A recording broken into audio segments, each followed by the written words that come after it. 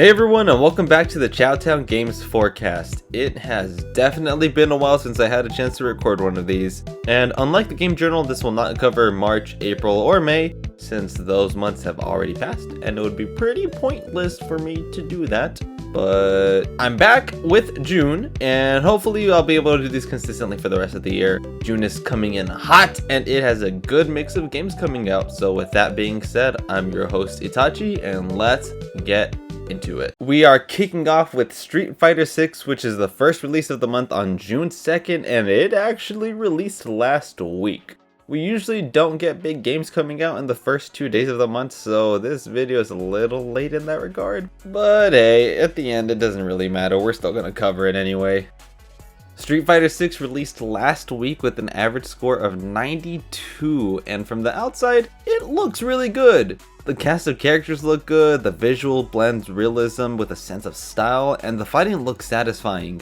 The marketing around the game stumbled a little bit with the first reveal, especially with the logo, but it really quickly got back on track. Every trailer that showed gameplay has made me want to get the game, and the most recent story trailer did a really good job at hyping me up. But even though it looks really good, I didn't get the game at launch. My history with Street Fighter is super casual. I enjoyed the games, but I've never been a mega fan of the series. The only Street Fighter I've never touched is Street Fighter V, but I've never been a huge super mega ultra fighting game fan, and that includes Street Fighter. I enjoy the games and the characters, but it's just really hard for me to get into traditional fighting games. It could be because my brain is too tiny to comprehend it all, but hey, that's just me. It still looks really good, and it did a very good job at exciting me, so I can only imagine what it did for Street Fighter fans. And Capcom is on fire right now. It has a review score of 92 on Metacritic, and that's really impressive, especially for traditional fighting games. And I still have fun with Street Fighter, so I'm going to pick it up when it's on sale eventually. Everything I've seen and the word of mouth has been great, so I'm really happy for Street Fighter fans. And only a few days after Street Fighter VI, we get Diablo 4, which is on June 6th, and this is a massive release for the industry. Diablo 3 released in 2012, so it has been a long time coming, but I gotta be honest, as big of a release that I know that this is, I know next to nothing about this game or series. I know it's top down, I know it's action based, and I know it has a deep lore that many are in love with, but I don't know what it is specifically about it. I've just never been into Diablo. Unlike Street Fighter, I have next to no experience in any of the games, and the trailers that have been at big events don't really help me get any more context of the game. I think there have been 2 or 3 events that have featured the game, and they were CG trailers.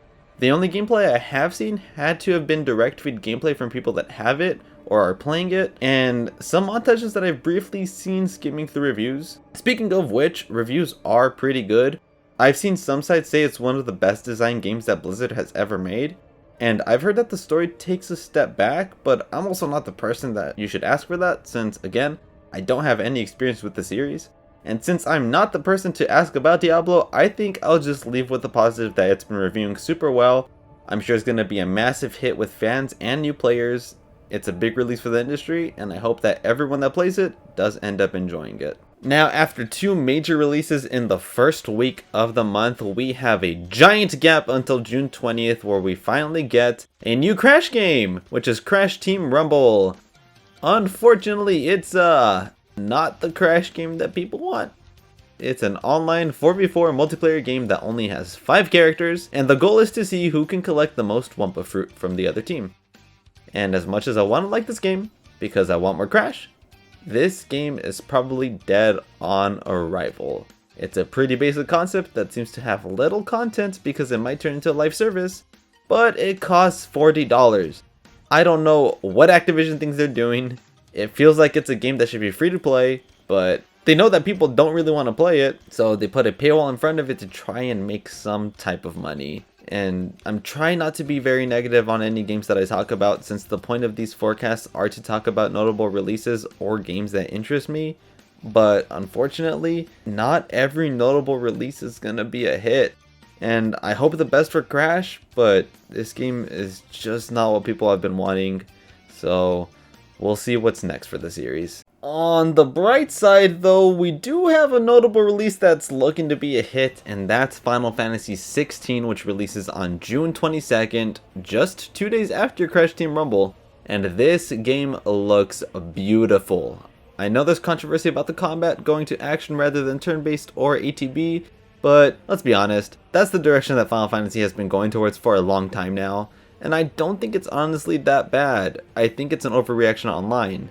And other than the controversy around the combat, everything I've seen has been really positive actually.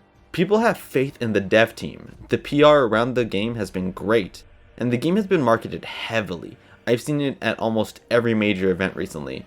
And I'm talking about the things surrounding the game because I'm trying to stay away from most trailers. I think I've only seen 2 of the trailers because they started showing the game a little too much for me. I know they're trying to get more sales out of the game and to appeal to as many people as possible, but I've known that I'm getting this game, so since I already know I'm getting it, I decide to turn away whenever it's shown at an event or whenever it gets a new trailer. The visuals are beautiful, the story and cast of characters look good, the action looks incredibly smooth.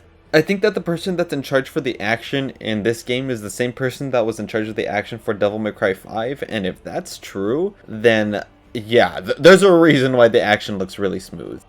The scale of this entire game is just huge, and it's got me really excited. And I know I just said that I'm staying away from trailers, and I have been, but I also just saw a report that said that most of the footage from trailers has been from the first few hours of the game, and if that's true, that has me even more excited, because I thought I was already seeing a lot, and if I've only been seeing stuff from like the first few hours of the game, I can only imagine what's gonna be in the later parts of the game. This game looks crazy. Yoshi P and the rest of the dev team are cooking, and they are looking to bring their A game on this one. I can't wait. This is one of my most excited releases for the summer, so fingers crossed that it ends up being as good as I'm hoping it is. And now going for a smaller release the day after Final Fantasy XVI is Sonic Origins Plus on June 23rd. And Sonic Origins released last year, but this time it's getting a physical and updated copy. While Sonic Origins had Sonic 1, 2, 3, and CD, Sonic Origins Plus adds 12 Game Gear titles as well. And while none of them are anything crazy in terms of quality, I don't think many, if any of them, have ever been re-released. So it's pretty good for video game preservation at least. And the Origins Plus re-release also lets you play as Amy in any of the games from Sonic 1 through 3, which is a nice addition. This game isn't a huge deal, but I'm a big Sonic fan. I didn't get Origins when it originally came out since I figured they would do a Plus version eventually, so now is the time for me to pick it up. And since I did wait for the physical version, I do get the benefit of having that reversible Genesis cover, which isn't a huge deal. Like, this is pattern with this release, none of these are huge additions, but they're all nice. And that Genesis reversible cover is what put me over the edge to actually get it, because I'm a collector, and I think it's really cool that they added that reversible cover, and I'm definitely going to be using it as soon as I get it. And now we go on to our last game, which releases on the last day of June, and that is Master Detective Archives Raincode, which I will just be calling Raincode because that is a long title. Raincode is a mystery adventure game made by the creative Danganronpa, which you can definitely tell in the game. It has a similar art style, visual cues, and it even has the same composer. I'm a really big fan of Danganronpa, so this is a day one buy for me. Based on the trailers, it looks like we're going to have to solve mysteries in Danganronpa-like trials, although they're not really trials, they just seem to be formatted in a similar manner, and they even have those like similar visual cues that I talked about earlier. And my only concern about this game is that it is a Switch exclusive, at least a launch exclusive. There has been no sign that this game will go to PC or other consoles, and my worry is more that the optimization will be poor rather than the Switch would not be able to handle this game. We've seen the Switch handle graphically intense game, and this is not a graphically intense game, but Spike Chunsoft isn't exactly known for their Switch ports. Most of the trailers have had small bursts of gameplay mixed with cutscenes, and the raw gameplay snippets that have gone on Twitter have looked a little rough framerate rise.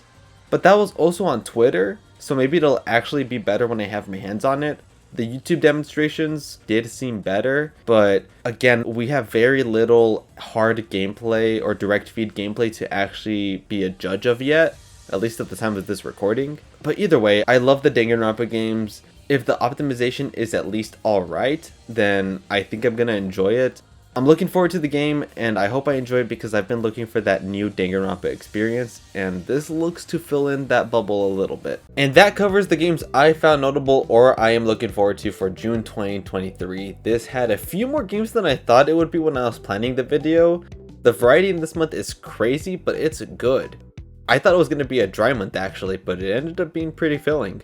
And even with all the variety, I'm sure I missed some things, so let me know below what I missed or what games you're looking forward to. This was the Chao Games forecast for June 2023, and I'll see you in the next one.